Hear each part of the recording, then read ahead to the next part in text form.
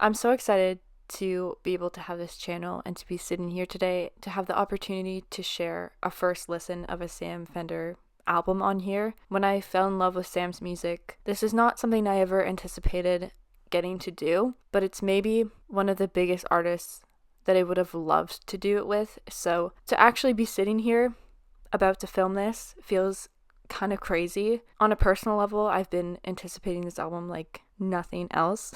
Anticipating it for years before even the prospect of the third album was happening, but then anticipating it as soon as I had the date and got to hear some of the singles for it. I have heard People Watching, and I've heard Arm's Length, and I've heard Wild Long Lie. So all of those, I don't have a reaction for Arm's Length, but I did one for People Watching and Wild Long Lie, which are on the channel, so they won't be included in today's video because I'm not going to react to something that I've already heard, because that wouldn't be honest or real.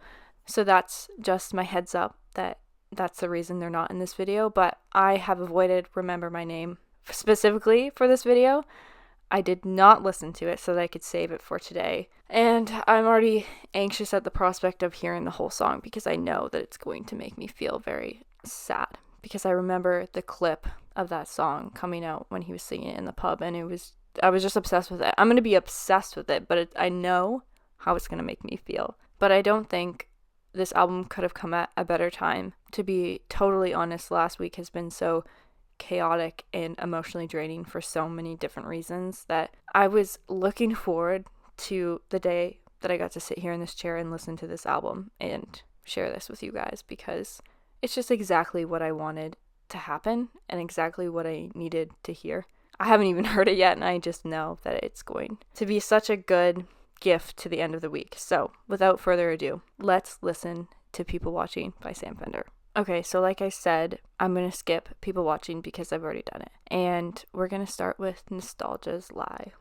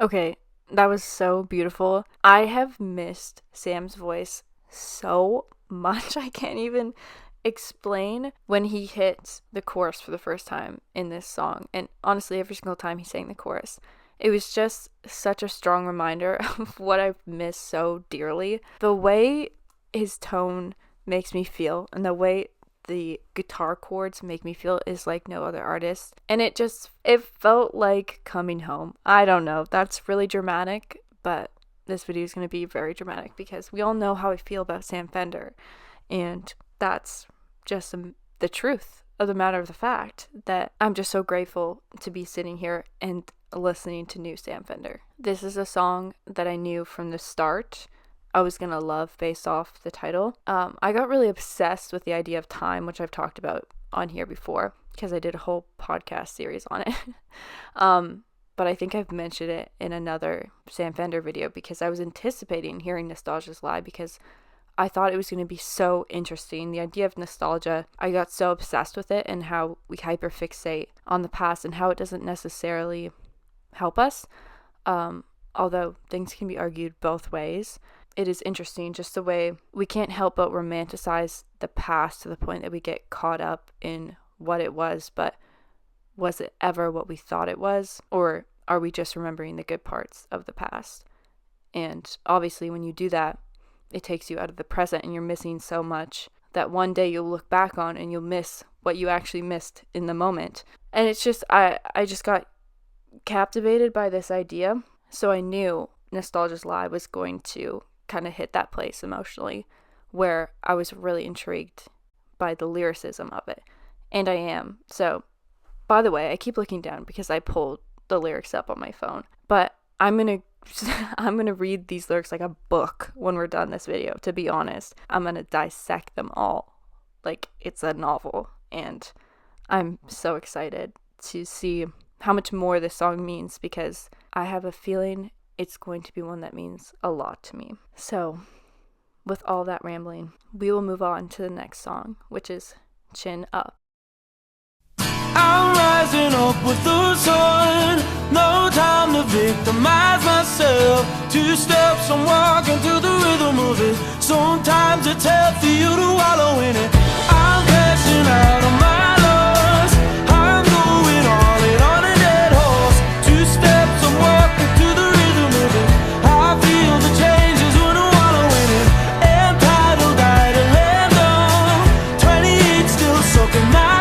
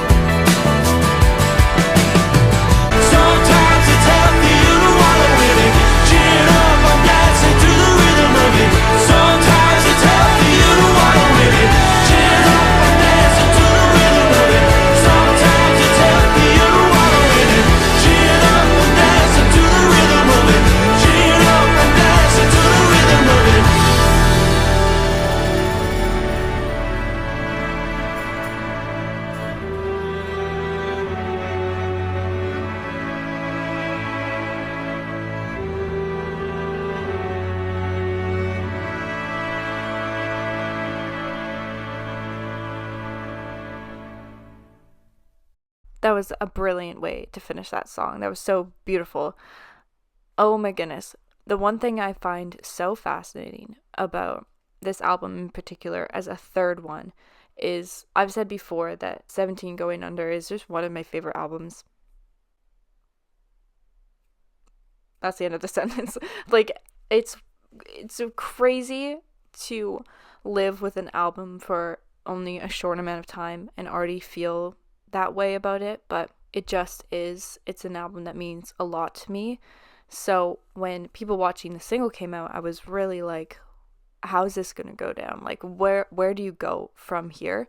And what I've been so impressed by with Sam is the way that he remains always who he is. Like, every song, it feels like a Sam Fender song, but it doesn't feel recycled. That's the part that is so impressive to me. Obviously, you got a lot of more of a reminiscent idea and coming of age feeling through 17 Going Under, but you still feel that reminiscing come through on this. You still feel his personality, but it feels like it's coming from him at a different age, which it is. And I know I'm just stating a fact, but I feel like The sound is so uniquely his, and the way he goes about songwriting and the topical sense, it just feels like such a mature version of all the work he's ever done. I just really find that perspective to be very interesting coming out of this. One thing I wanted to say about that song is I loved the phrasing to it. Obviously, he says I'm dancing to the rhythm of it, I'm walking to the rhythm of it quite a lot. But looking in this verse 2, the amount of lines he has at the end of your that are words that end in Y.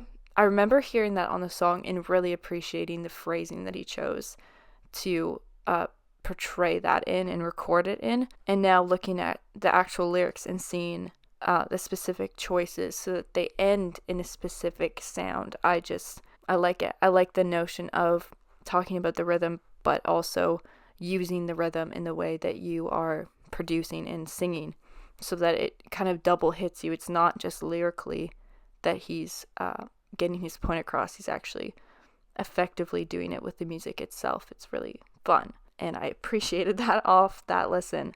So the next song is Crumbling Empire. I feel sick to my stomach about looking at the end of this track list and seeing that I'm already so far through because of all these singles. I need this experience to last me for 4 hours, and there's no way I can do that unless I talk to you for a long time. But I'll save you all my rambling. Not all of it, actually, because as you can tell, I'm going to let myself ramble a little bit. Anyways, let's listen to Crumbling Empire.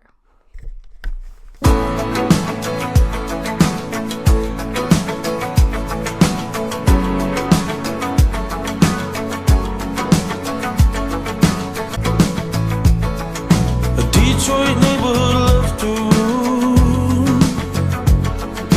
Gill at the wheel showed me the side of this crumbling empire. Following suit in the Atlantic mirror. Under the Baker Bridge they shiver. I'm not preaching, I'm just talking. I used to walk in, but I can't help thinking where I'd be in this crumbling empire. In this crumbling empire. In this crumbling empire. Living on the streets don't Compton town. Under the arches, strung right out in a crumbling empire.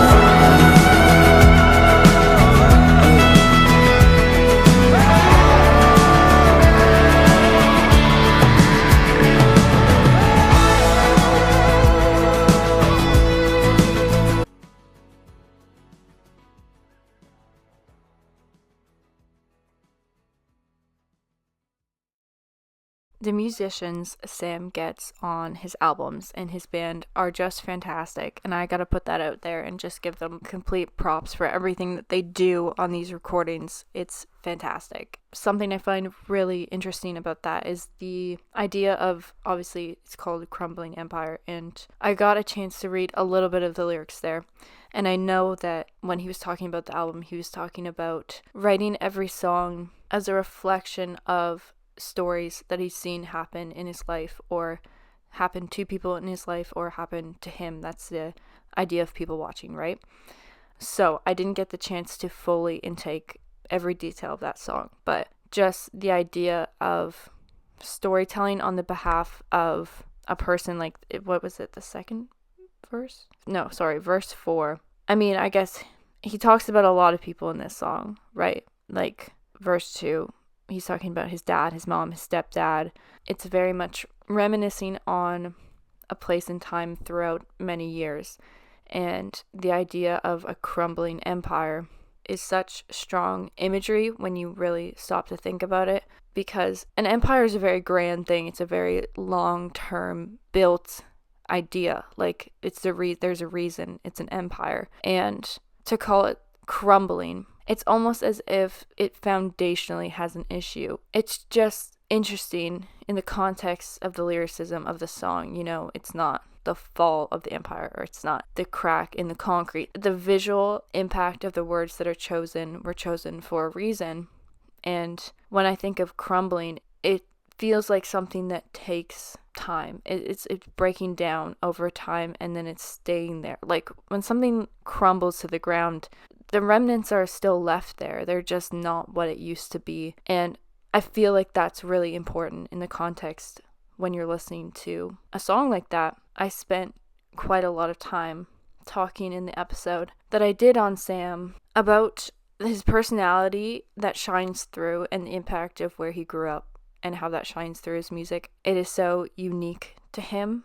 And I said in that video that he brings you into his music and he makes you feel like you belong there. Even if that's not a place that you've ever seen or been to, you feel like you have some understanding of the life that he's lived and the life that he's watching people live. And he paints that picture so effectively that it feels like such a safe place for you to then relate to your experiences of what your hometown might have meant to you, or country, or just the places that you attribute growing up to, and what that means as you grow older and you kind of evaluate it from a different perspective.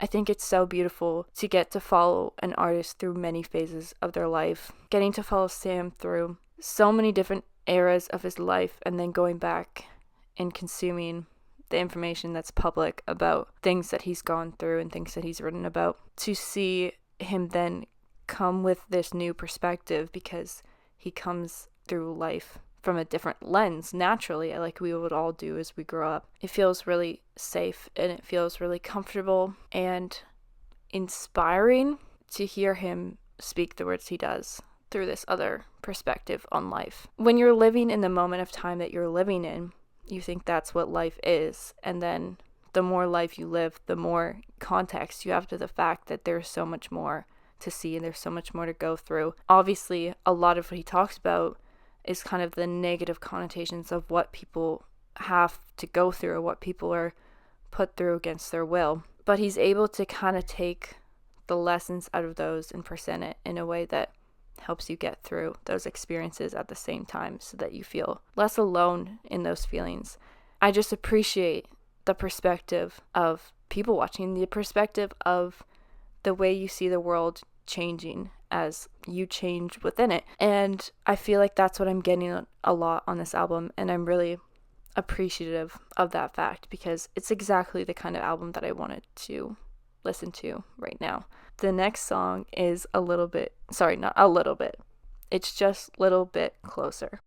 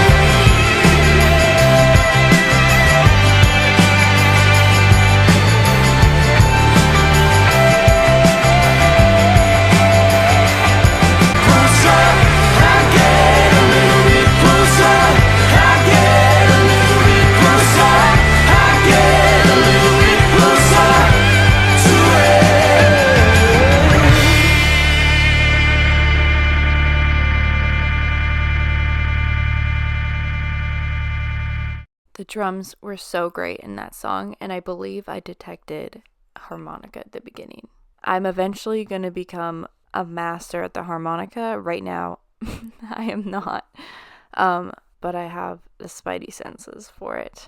I don't think I noticed it in any other part in the song, so maybe I'm going crazy, and maybe don't quote me on the fact that I heard that harmonica. But one thing that he does in this chorus, and that he's continued to do throughout this album and all his music, I don't know why I'm saying that this is not new, but the higher notes. It was the higher notes on the first song that just gave me that sense of, I'm listening to Sam Fender right now. I'm listening to new Sam Fender right now.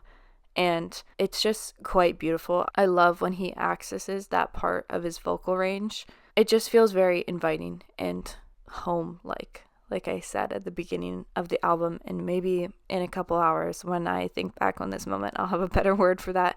But I just love when he goes to those places vocally and how strong and powerful it comes across through his tone and his voice. It's really fantastic. The next song is Rein Me In.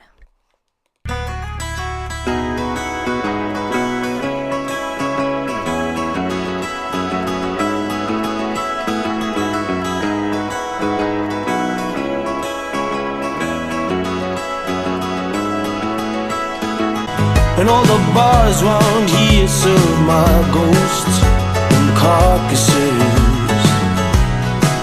I wish I knew these things when I was young, 'cause now I've just grown so numb. We take whatever we can to get the reason back. I'm working myself up to a nice warm bliss. All my memories of you ring like tinnitus. If I stop, it's just pain. Please don't rein me in. I wish I could tell you everything, telling everybody how much I fucked it up, telling everybody but you how much I fucked it up.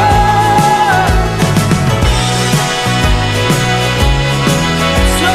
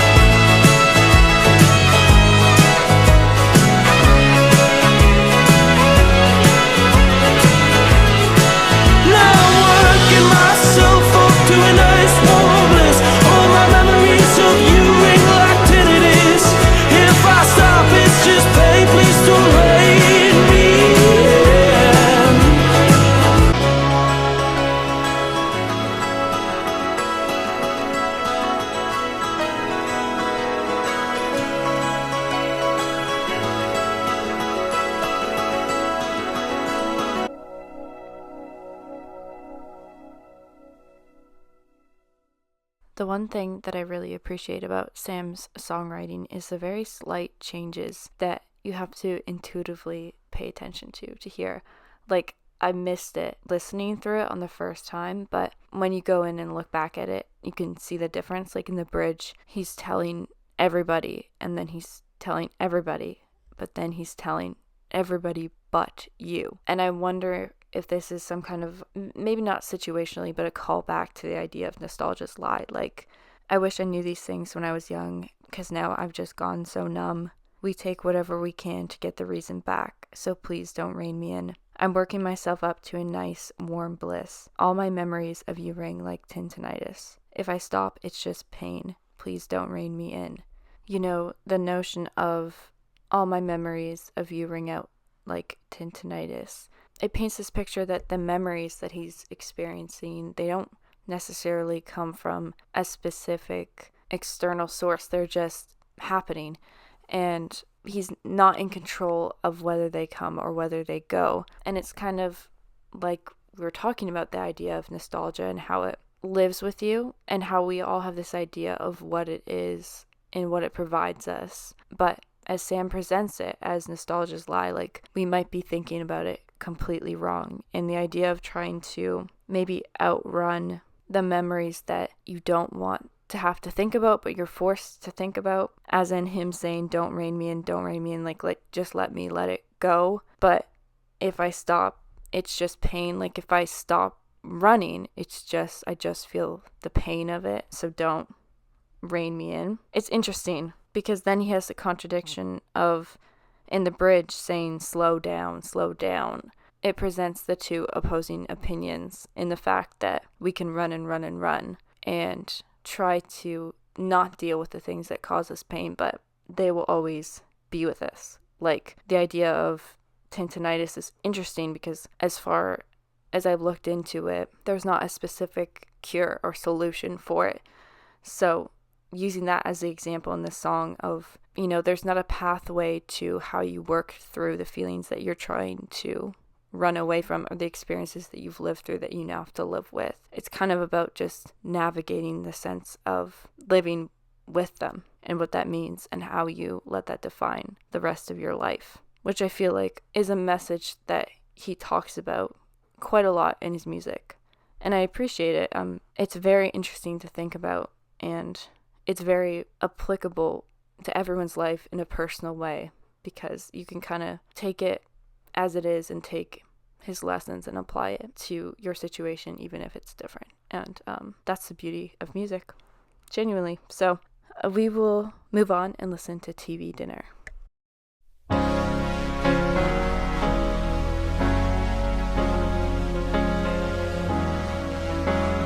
Half the size of you was rise and teach them all to then despise. It is our way to make a king. Romanticize how they begin, fetishize the struggling while all the while they're suffering.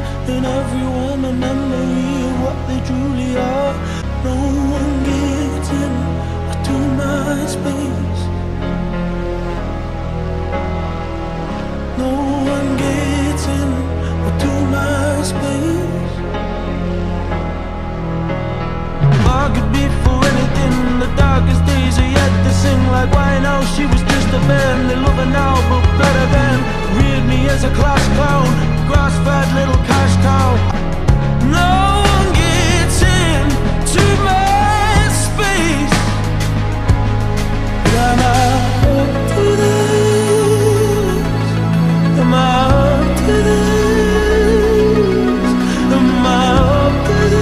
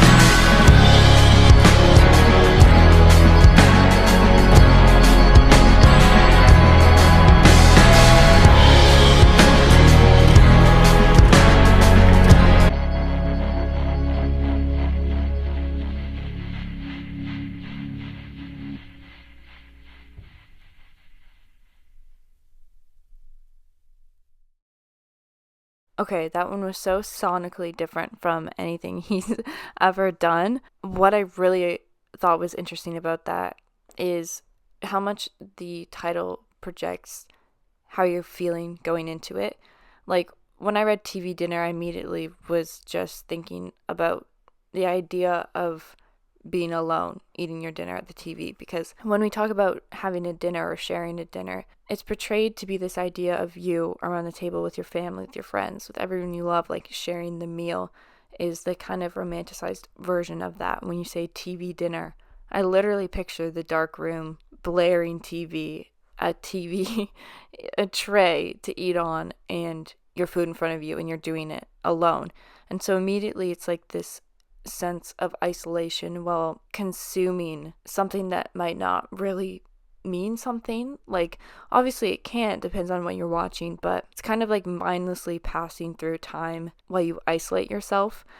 And so naming it TV Dinner, I immediately have this picture of self-isolation in my head going into the song, and then setting up with a tone that feels more of angry and dark in comparison to what we've heard on this album so far. And obviously he said a lot in that song, so I'm going to need a lot of time to digest everything and his intentions behind it. But what I take from it is like the fascinating idea of sitting alone in the TV and consuming what you're being fed through media, through news, through outlets, through shows, and the manipulation of that on what you believe about yourself and the world, and just having a moment where you're just done. Like, you're just done with it. You can't do it. You're pissed off. You can't do it anymore. You don't want to consume that, but you're kind of locked into that cycle of just being there, not having the correct outlet to put those feelings into. And so I might be totally off base, but when I hear that song, that's the place it brings me to personally. But the next song is Something Heavy.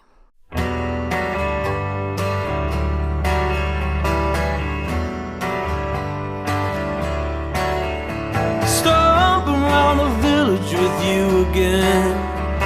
I'm clapped out on up and donuts tonight. Both know what we're in for tomorrow. Drinking anything is a preemptive strike. God's full of pain and I know it. Half the joints bombed off Dr. COVID. My friends reach for the rope and tight. Oh God, how come we keep missing signals? We almost lost Julie on that hard dark night. She grabbed me by the arm, kissed me to the song. The anger that I carried like a rocky whole life. Everybody here's got something heavy. Showed a little while if you just wanna night off. So many good people falling victim to the dark. So call me if you're down, help you come around. The kettle on a rolling boil until it's sorted out. Everybody here's got something heavy. Stomp around the village with you again. I'm clapped out on open donuts tonight. The thing that is so consistent within this album that I really love is the imagery through his lyrics that just keep you really centralized in a normal world and a normal feeling. We were just talking about TV Dinner and like the projection that makes of just like you being alone in your dark living room. And then he wrote Me and the Dog, but it didn't necessarily make the album, and I kind of got that same sense hearing that song. Like, it's a very like an isolating emotion of, like he says himself, it's just me and the dog. But then in this bridge, he says, what's in the water in this town? So many good people falling victim to the dog. So call me if you're down, I'll help you come around.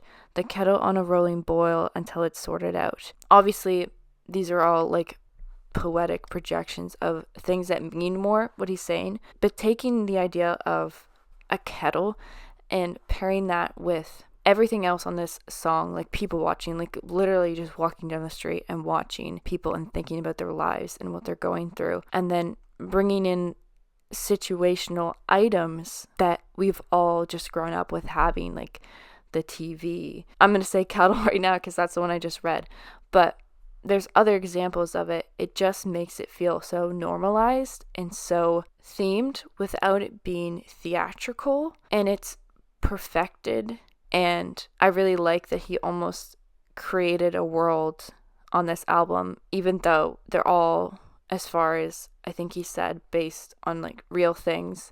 As a listener, he's created this space, and that song of We All Have Something Heavy perfectly encapsulates that idea of people watching that the whole album is built off of, and trying to go through the motions of handling your own feelings while knowing that other people have to do the same thing, and how you're going to meet them with kindness and communicate and live alongside them and support them as they go through the motions. Well, you go through the motions, and it's a very human, real experience. And Sam does such a great job of writing about things like this all the time that I expect nothing less from him when it comes through on this album. But I love the way that he can make an album be realistic, yet feel like there's one sole purpose to it. And the fact that he can accomplish that and have it not be cheesy is great.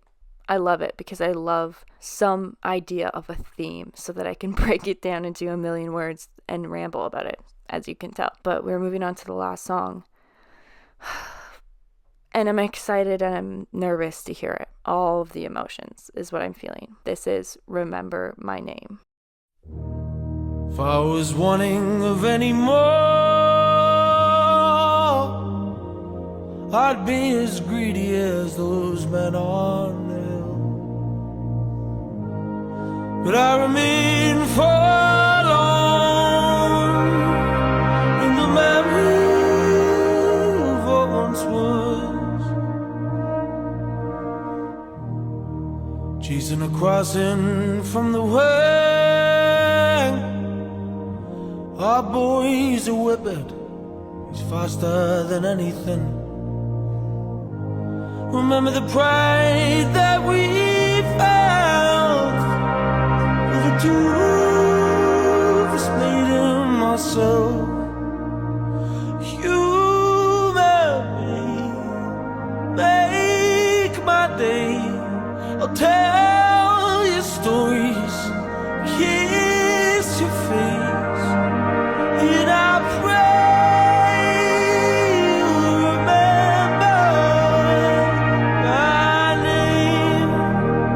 And a home that you made where the grandkids could play, but it's never the same without you. So you and me make my day. I'll tell you stories, I'll kiss your face, and I pray you'll remember my name. And I pray you'll remember my name.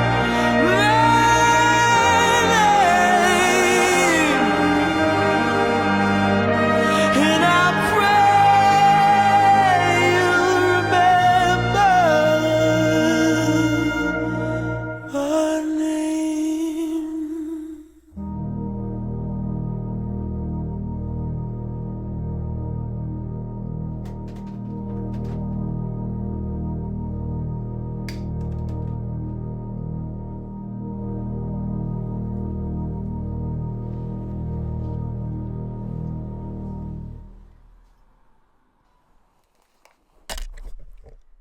Okay, so I really, really, really loved that was composed so differently than every other song on this album. I, as you could see, was shocked by how much of his voice we got in that, like how much of the forefront was his voice.